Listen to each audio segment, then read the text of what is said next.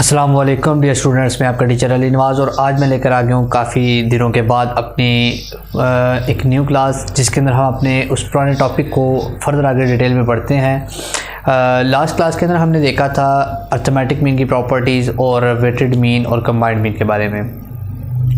तो जैसा कि हम चैप्टर नंबर 3 पढ़ रहे थे जिसका मेन नाम है सेंट्रल टेंडेंसी। अब इस नाम के अंदर हमने पढ़ा था फर्स्ट चीज़ एवरेज। ठीक है, तो एवरेज की फर्दर 3 टाइप्स हैं। Number is mean, median and mode. तो मीन को आगे हमने फर्दर पढ़ा था जिसमें हमने कहा था कि एक होता है हमारे पास अरिथमेटिक मीन, दूसरा होता है ज्योमेट्रिक मीन एंड तीसरा होता है हमारे पास हार्मोनिक मीन। अब अरिथमेटिक मीन को हमने डिटेल में पढ़ लिया। ठीक है, आगे जो बात आ जाती है ज्योमेट्रिक मीन और हार्मोनिक मीन को फ़िलहाल अभी हम क्या कर देते हैं, डिले कर देते हैं। हम चलते हैं नेक्स्ट अपने मीडियन के टॉपिक की तरफ कि हमारे पास मीडियन क्या होता है।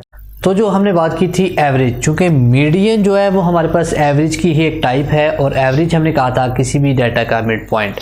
तो अब जो मीडियन है उसकी डेफिनेशन क्या बनेगी? सबसे पहले तो हम इसकी डेफिनेशन बनाते हैं। The middlemost value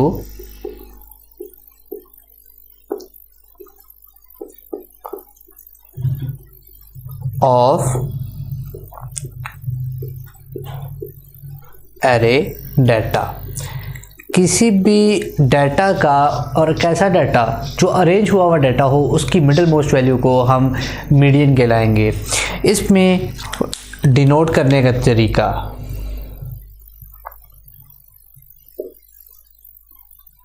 denoted by, किससे डिनोट होगा? एक, चूँकि मीडियन है तो MED, made stands for median, और X हाइफन। ठीक है, ये दो हमारे पास इसके सिंबल्स बन रहे हैं मीडियन के। फार्मूला क्या होगा?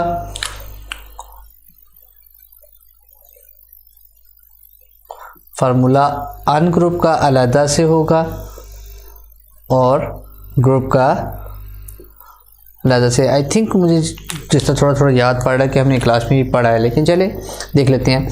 अनग्रुप में हमारे पास दो किस्म के डाटा होते हैं, एक इवन होता है, एक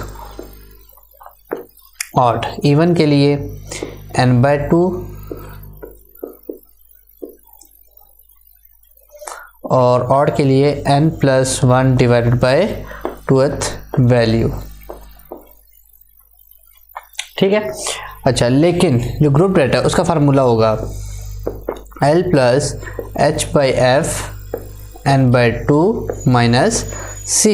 ठीक है, वेयर यहाँ पे हम लिख लेते हैं where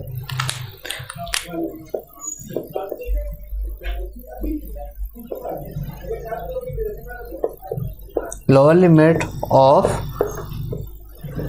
model class height frequency of model class n is equal to group data in frequency distribution and C is equal to cumulative frequency previous to model class. I hope यहाँ तक आपको किसी किस्म की कन्फ्यूजन नहीं होगी। अभी आगे हम फर्दर इसके क्वेश्चन से तो चलेंगे तो इंशाल्लाह आपको बहुत डिटेल में बहुत अच्छी तरह इसको समझ आ जाएगी। तो नोट कर लें इसको और साथ ही आगे चलते हैं अपने क्वेश्चंस की तरफ। तो चलते हैं अब अपने एक्सरसाइज के क्वेश्चन की तरफ। तो बेसिकली मैं जिस बुक से पढ़ा रहा हूँ वो राइटर है सलीम अख्तर। ठीक है, इसकी बुक है, इस एडिशन से, इस न्यू एडिशन जो बुक है उसमें से क्वेश्चन नंबर 27 है। उनका फाइंड आउट द मीडियन। अब देखिए, मीडियन फाइंड करना है। हमारे पास ये एक अनग्रुप डाटा है क्योंकि इसमें फ्रीक्वेंसी नहीं है, this implies this is over ungroup data. अब इसमें हमने सबसे पहला काम क्या करना है, हमने डेफिनेशन में कहा था कि the middle most value of an array data. हमने एरे डाटा सबसे पहले इसको क्या करना है, अरेंज करना है। तो हम यहाँ पे क्या करेंगे, एरे फॉर्म बनाएंगे। यानी सबसे छोटा नंबर कौन सा है? 2, 3, 4, 5, 7, 8 एंड 9। 2, 2, 4, 2, 6 एंड 7, तो 4, 2, 6, 7। ठीक है, तो ये हमारे पास कंप्लीट हो गए। इसके बाद हमने इसको काउंट करना था, क्योंकि this is the total number of values कितनी है? Total is odd.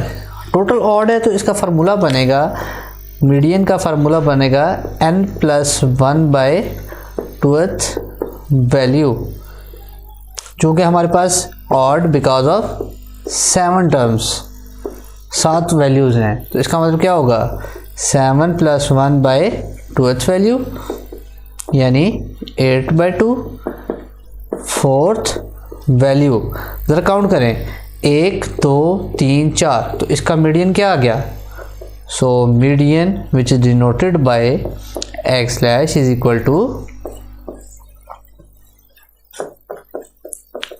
कोई कन्फ्यूजन? आई होप आपको यहाँ तक अनग्रुप डाटा में किसी किस्म की कन्फ्यूजन नहीं होगी। अभी इसी के साथ चलते हैं, एक ग्रुप डाटा का क्वेश्चन करते हैं जिसमें आपके सारी कन्फ्यूजन्स दूर हो जाएंगे, जिसके बाद हम अपनी क्लास बाउंड्रीज भी बनाएंगे और उसके बाद उसमें हम अपनी बाकी तमाम चीज़ों को भी कवर अप करते हैं। So let's do in next class.